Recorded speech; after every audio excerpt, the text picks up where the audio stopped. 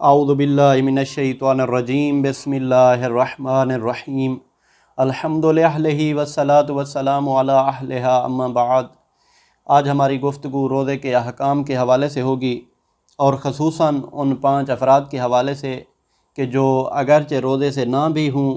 تو بھی ان کے لیے مستحب ہے کہ رمضان المبارک میں ایسے تمام افعال سے پرہیز کریں جو روزے کو باطل کرتے ہیں۔ ان 5 افراد میں سب سے پہلے وہ مسافر جس نے سفر میں کوئی ایسا کام کیا ہو جو روزے کو باطل کرتا ہے،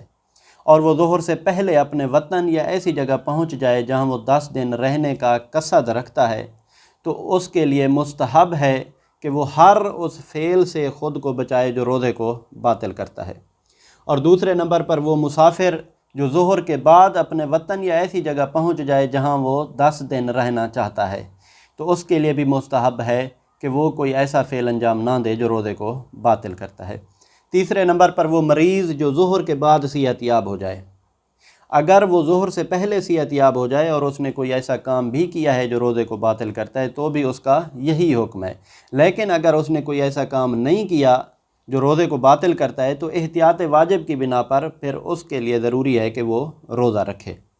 چوتھے نمبر پر وہ عورت جو دن میں حیض یا نفاس کے خون سے پاک ہو جائے، تو اس کے لیے بھی مستحب ہے کہ وہ ہر اس فعل سے پرہیز کرے جو روزے کو باطل کرتا ہے۔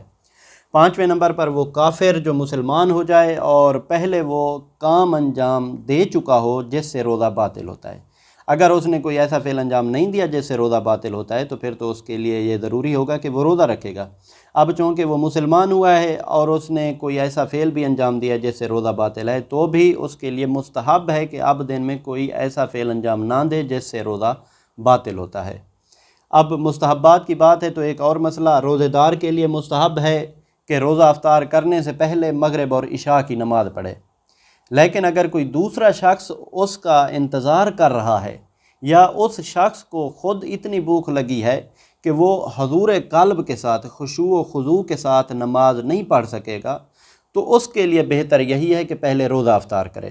لیکن جہاں تک ممکن ہو نماز فضیلت کے وقت میں ہی ادا کرے۔ یعنی یہ دیکھیے یہ تاکید ہے، اور خصوصاً امام محمد باقر علیہ السلام کا وہ فرمان کہ جس کا مفہوم بھی یہی ہے کہ امام فرماتے ہیں میں اس چیز سے محبت کرتا ہوں کہ تمہاری نماز روزے کی حالت میں ہو۔ یہ مغربین کی جو نماز ہے یہ بھی آپ روزے کے ساتھ پڑھیں اگر آپ کے لیے کوئی مشکل نہیں ہے، جو یہ خصوصاً مسئلے میں چیزیں بیان ہوئی ہیں۔ اور اس کے بعد خصوصاً دیکھیں آل محمد نماز کو کتنی اہمیت دیتے ہیں۔ ایک تو اس کے فضیلت کے وقت میں پڑھنا ہے، اور دوسرا کہ نماز کو کبھی ترک نہیں کرنا، جس طرح امام علی رضا علیہ السلام کا فرمان ہے، بہار الانوار میں موجود ہے، کہ اس کا خلاصہ عرض کر رہا ہوں کہ مولا فرماتے ہیں آل محمد کی دوستی کے بھروسے پر کبھی اعمال اور عبادتوں کی کوشش کو ترک نہ کرنا، اور نہ کبھی صرف اپنی عبادتوں کے اوپر بھروسہ کر کے آل محمد کی دوستی سے ہاتھ کھینچ لینا۔ کیوں؟ مولا فرماتے ہیں ان میں سے کوئی بھی چیز تنہا قبول نہیں کی جائے گی۔ عمل بھی اس صورت میں قبول ہوں گے جب آپ کے دل میں آل محمد کی محبت ہوگی، اور آل محمد کی محبت کے بھروسے پر بھی مولا کہہ رہے ہیں کہ عمل کو ترک نہیں کرنا۔ دعا ہے کہ اللہ رب العزت ہمیں نماز فضیلت کے وقت میں پڑھنے کی توفیق عطا فرمائے اور تمام واجبات ادا کرنے کی توفیق عطا فرمائے۔